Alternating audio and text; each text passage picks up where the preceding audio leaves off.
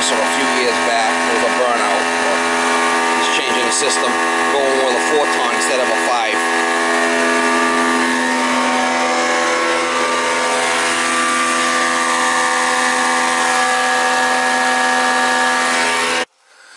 You guys are gonna check out this ductwork. Look at this. They got a branch that runs that way, and they got a branch that runs that way. Look what they did. They reduced it down at the plenum. And they got this big ass coil in here, so I'm taking all that shit out. I gotta rework all that ductwork so it goes in full size.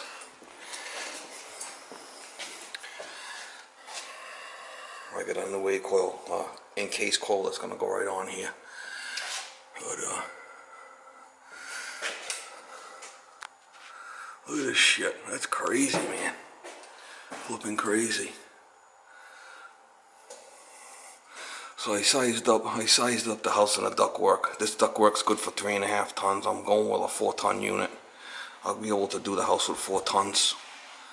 But he uses both. He keeps both zones at the same temperature. So if I have a problem, I'll put a bypass on it. But it's been running like this for 30 years, 30, 40 years, no bypass. So we will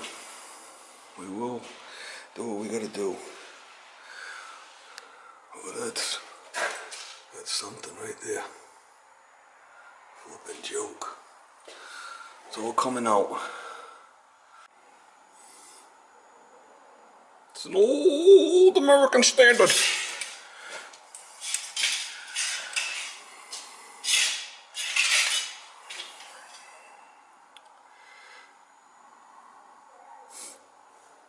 E20.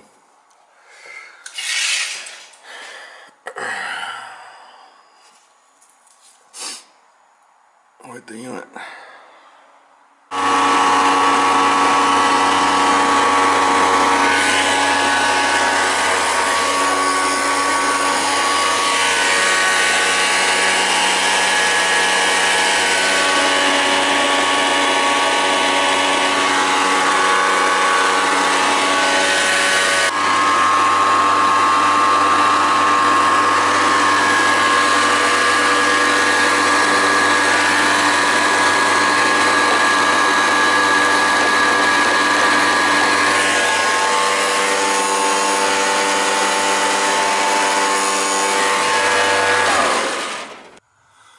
What they do with extra refrigerant lines, you just wrap it up. Flipping hackers.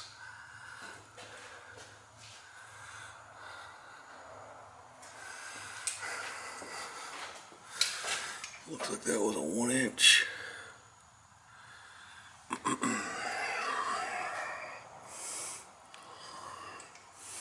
I've been coming here working for this guy for a while, so let me get this out of here and we'll start building, putting a new one in, clean up this ductwork.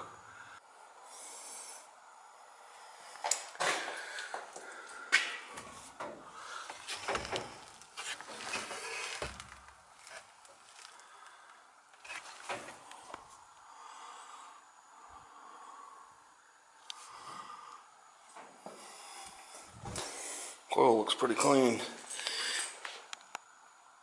Not bad. Well, it's junk anyway.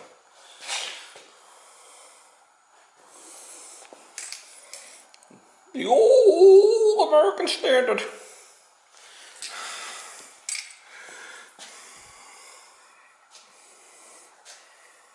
Crazy the way they do shit.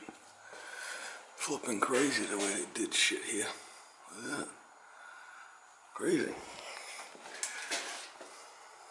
Crazy. Flipping crazy.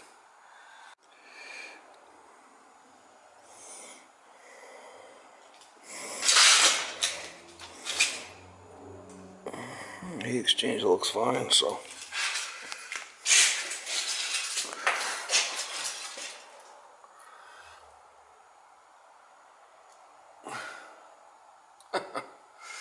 Flipping crazy, man.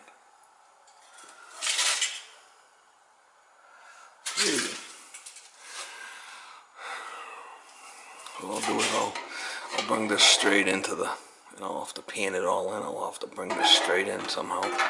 Cut all that out, both sides. I'll take my grinder and I'll just cut right down there and then down there, and we'll fix all that. Bend all these down. I'm gonna get my new coil. It's gonna go right on top of this. Should fit right on there. So,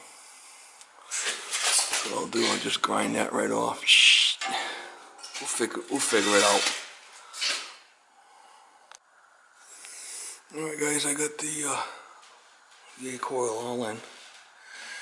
And I got all the ductwork tied in. Bitch.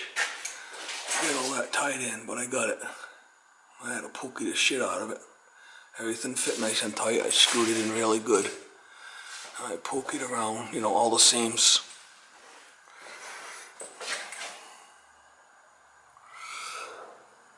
It was a tough one to fold everything in. Along the side over here, I got the S-lock because I really can't get in there with the screw gun.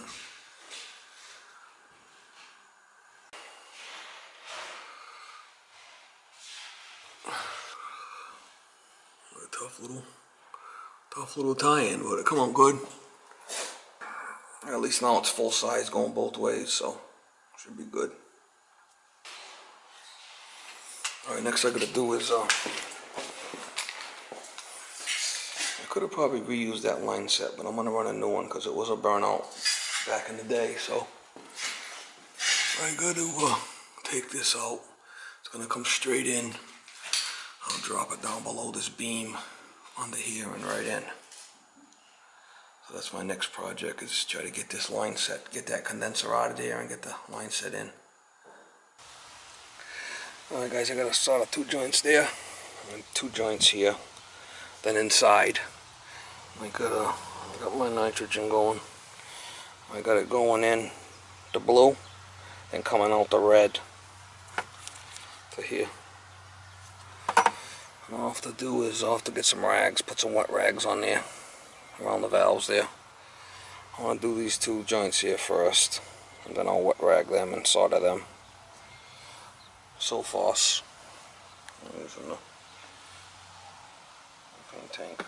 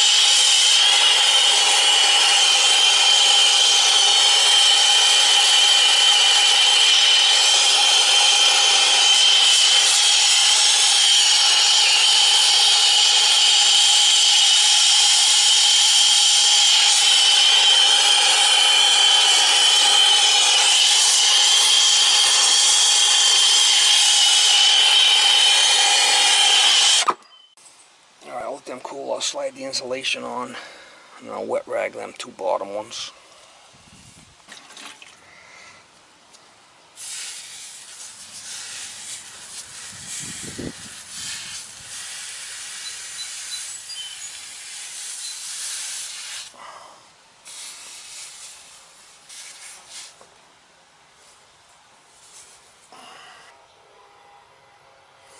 I gotta cut a piece of insulation for it now.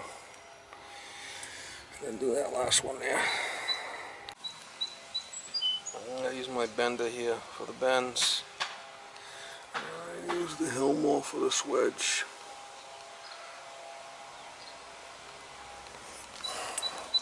I'm not a big fan of this bender. I need to get a better bender. It's not the greatest.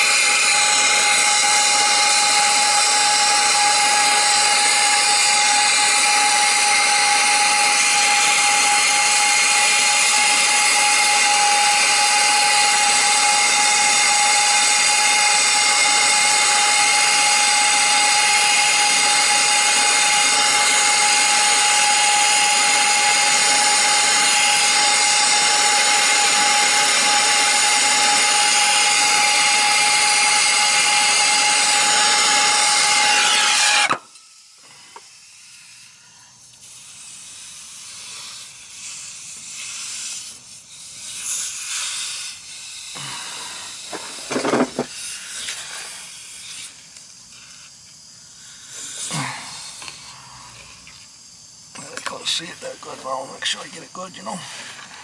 Test it good.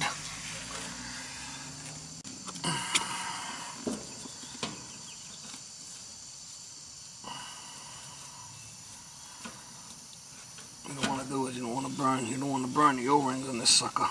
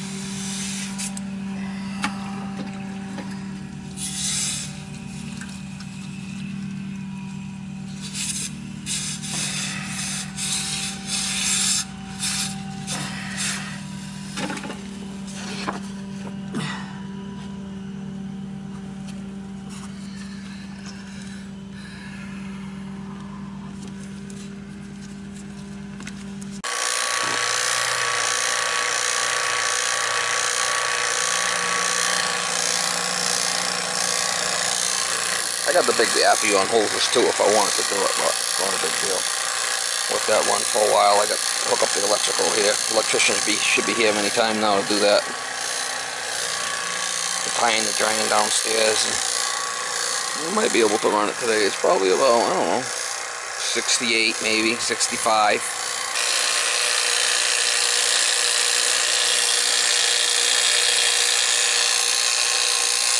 I hook the hose up down the bottom down there. And I got this hooked up to the tree. So it's definitely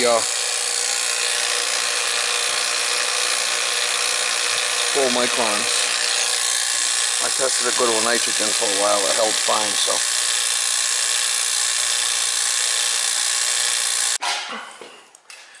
Alright, I got the new refrigerant line all ran over.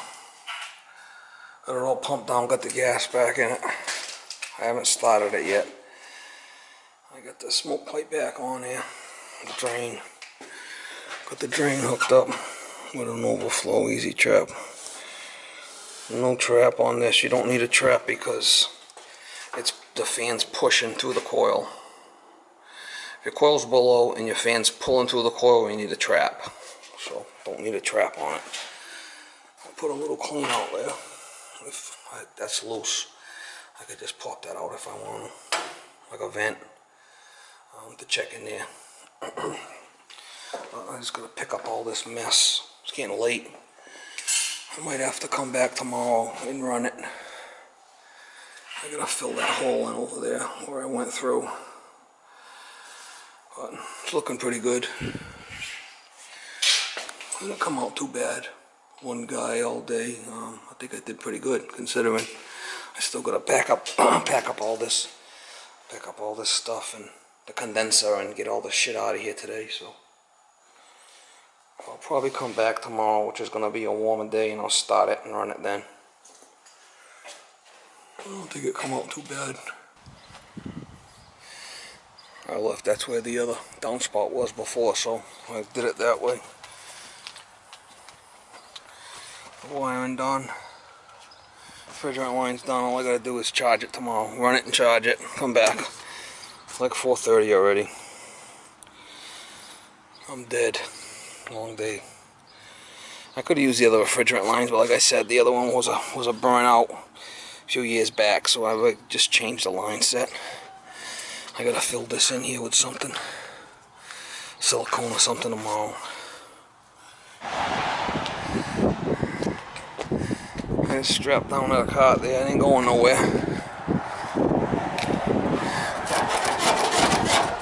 I want to come back tomorrow and charge it because it's not really that warm today.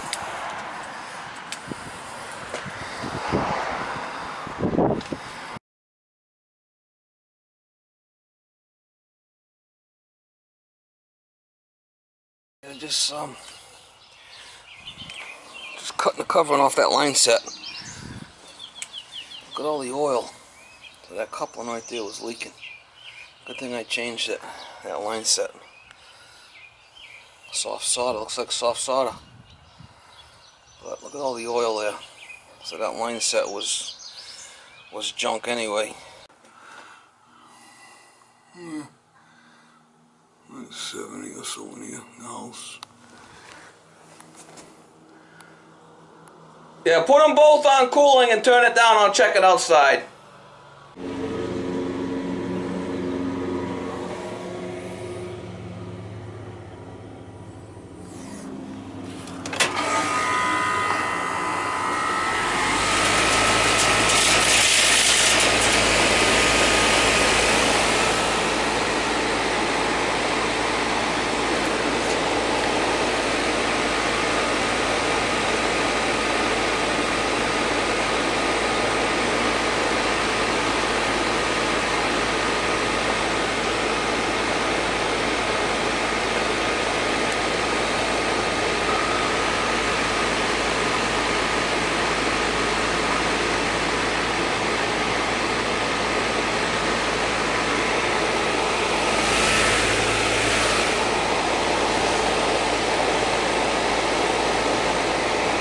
.65 out here, outside.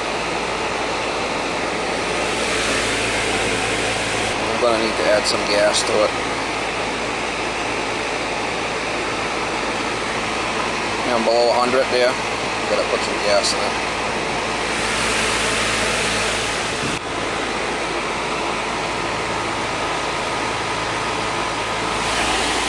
Alright, so 65 outside. My indoor wet bulb's about 53. So I'm looking for between 6 and 7 on the superheat.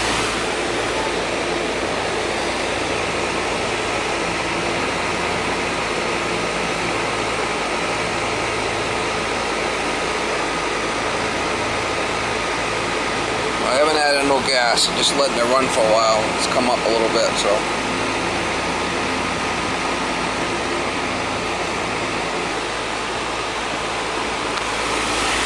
How I do my probes is I just got these Cooper Atkins. That's what I used to run with my analog stuff. I just use these clips to hold it in place. That's how I do it. And I just got these little clamps. I just hook them right on my bag. And if I want to add gas, I just use these C&D core removers. I'll tap right into it right there. If I want to take gas out of the high side, I got that thing to tap there also. But that works for me.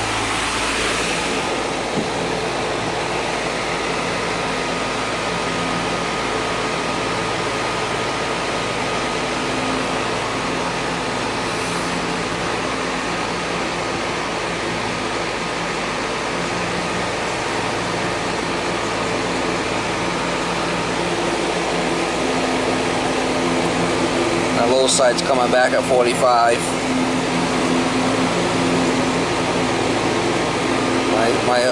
That's the liquid line going up about 70 degrees. Like I said, there's no load in the house today, so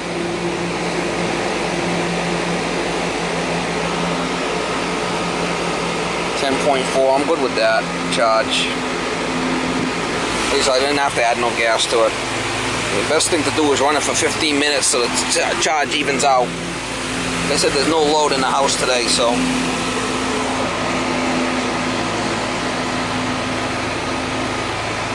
Anything under 100 on 410As, you know, right around saturation, so.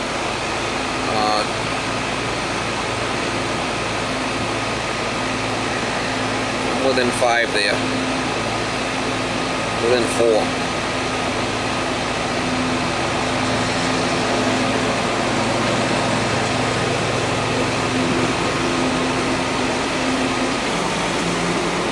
Probe 3 is the high side.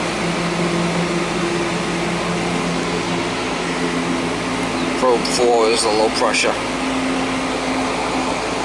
I'm back about 44, which is good.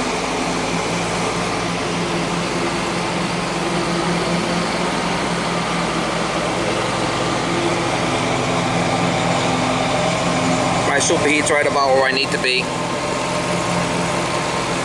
Good with that.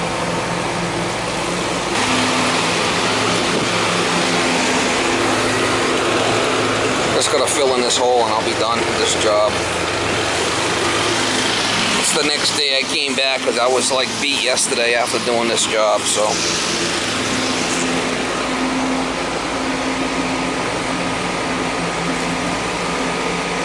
That's right where I want to be on my superheat, right there.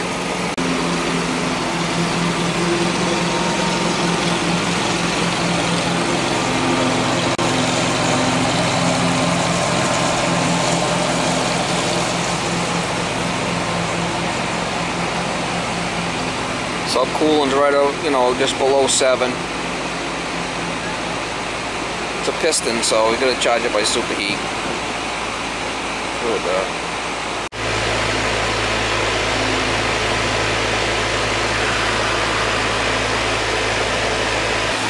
Pretty quiet. Just gonna fill in that the hole with a silicone. That hole was already there. It was kind of a big ass hole, but siliconed it. Best I could there.